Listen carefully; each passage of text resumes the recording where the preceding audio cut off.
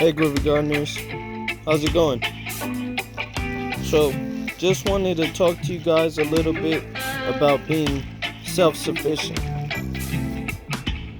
But first, let's get these kitchen scraps right here in here.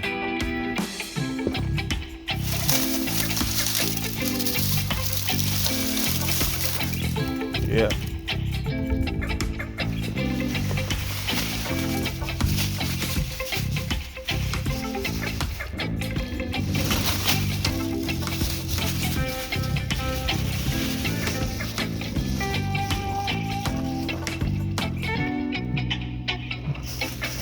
Right?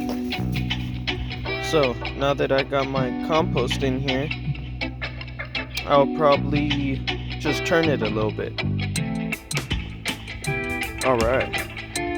So I went ahead and mixed that up. I'll go ahead and put the tops back on.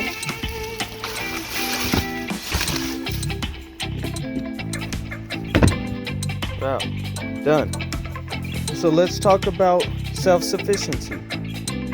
Creating your own compost, which is your own fertilizer, which is your own food for your soil, your roots, and your plants. Making your own compost makes you self-sufficient. Here are some palm tree leaves. These are something I have access to. I don't have palm trees here. Well, I do, but they're very small. But I'm able to get these for free. So since I have these, I've actually used these to build something. So being self-sufficient means sometimes using what you have around you. You don't always have to go buy things. You don't always have to, gardening doesn't have to be so expensive. So here's one way I utilized these. All right. So here's one way I utilize these. Now, when they were green, they actually provided a lot more privacy here. But since they dried out, they've thinned out and you can kind of see through there. But that doesn't bother me. I can just add more palm trees as I go along. And this will also help my garden with wind protection, because these palm trees stop a lot of wind from entering my backyard, which gives me a separate microclimate than my front yard. So that's being self-sufficient, utilizing what you have around you. Let's find some more examples. This here is an old door screen, and you can use this to screen things. You can screen your compost if you need really fine soil. You can screen your native dirt if you just need really fine dirt and not the rocks. Or maybe just the rocks and not the dirt. Right? You can use something like this that you're not using on your door anymore. And you can use it as a screen. Rocks. Being self-sufficient, utilizing what you have around you. And if you see, I've used these rocks as a barrier around this peach tree, right? So there's rocks that go around that will keep all the nutrient rich dirt that I've provided for this plant. It will keep that inside. So I didn't have to go buy these rocks. They were already here. So I utilized what I had around me for this peach tree. This right here is a pool that once my son grew up a little bit, we no longer used it as a pool. So I put some holes in there and I grew a lot of plants out of here. I'm no longer really growing anything out of it. Just wanted to show it as an example that you can grow out of pretty much anything. Utilize what you have around you. Doesn't have to be that expensive. This right here is a palm tree stem that I used as a barrier to separate the peanuts I was growing on this side and the other plants I was growing on this side. Here is another example of utilizing what I have around me. Now, these are some logs that were provided with a drop of wood chips that I got. And most people don't know what to do with the logs, and they find that they're a pest on their property because they might harbor bugs or just be laying around the house. They can't find a use for them. I found a use for mine, and I've created a bed for my fajoas, a bed for my corn, my okra, radishes, and melons, a bed for my apple tree here, a bed for my avocado tree, right? Now, like I said, most people wouldn't know what to do with this many logs. Sometimes they're different sizes, they're all types of things, but you gotta utilize what you have around you and create the best situation. Doesn't always have to be expensive. Here's another example. This is a bed I made like 2 o'clock in the morning one day when I just felt like gardening. I couldn't even see out here, but I managed to make this bed with these huge logs. I made a bed and I just started growing a bunch of broccoli out of it just to build the bed and the soil in there. So I could grow some more crops. But this is how I used logs to build this bed here. Here's another example where I use rocks.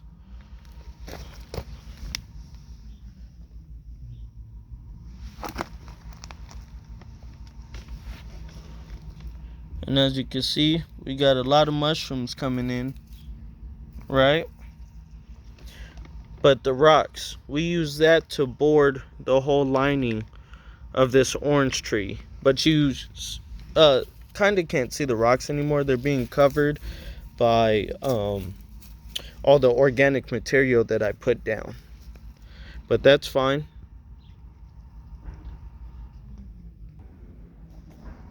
Here's some bricks I had laying around. I didn't have to buy this. I had these bricks laying around. I just put them in a circle to grow this orange tree and the barrage. Also, let's talk about this. This is a bottle that I had just sitting around the house. What I do is poke little holes at the bottom, and then you could just stick this halfway in the dirt, fill it up with water, and it'll slowly drip water. As the plant dries out, it'll slowly drip water and feed the plant out here. And that way it's working for you while you're out here. While you're not out here, it'll be working for you. So, be self-sufficient. Here goes more examples of beds I've made with logs, right? My cherimoya has one. My the bananas have just a log there, but they're more built up with like rocks, but I've just filled it with so much organic material you can't see it.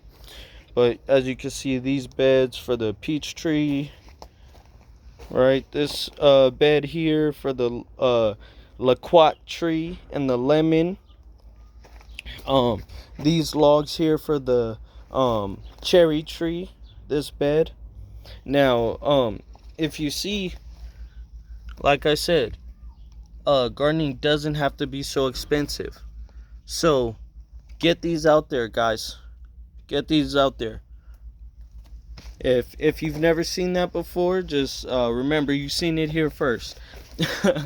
and look, you can use any type of bottle.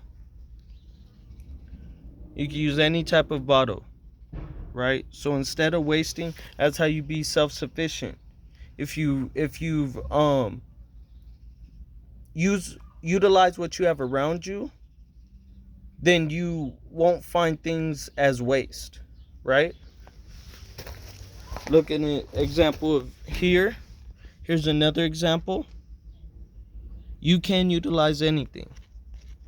It's just the top is cut off with holes at the bottom, and it'll slowly just drip water as the plant asks for it, as it dries out. Here's another example where I cut open the top or the bottom, put it upside down, you fill it with water there, and then I still left the cap on, but I poked holes at the bottom or at the top to where water can leak out. And I actually put chopsticks on both sides to hold it in, then I taped it around there. Self-sufficient, guys. Utilizing what I have around me. Alright. Here goes another example of utilizing what you have around you. This right here is a tree stump, right? But my son can come out here. Okay, this chair is wet, so I'm not gonna sit in it. But he could sit out here and use this as a table. Now it's real wide. I painted it so it won't biodegrade, and it goes well with the garden. Utilizing what I have around me, right?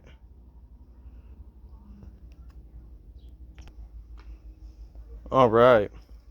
So, even in your garden bed, guys, check it out. You can also have one in here, right? And it will pull water as needed. That way it can feed your plants. See a hummingbird. But these are raspberries coming in.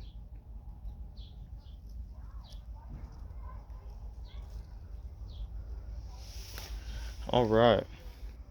Here. This is a trellis cage that I built.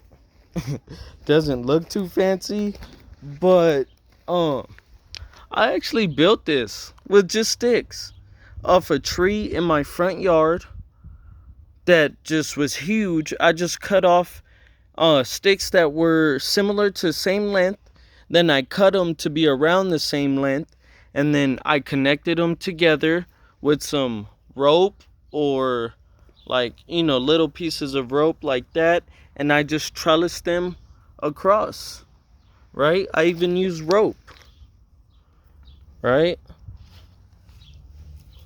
I even use rope.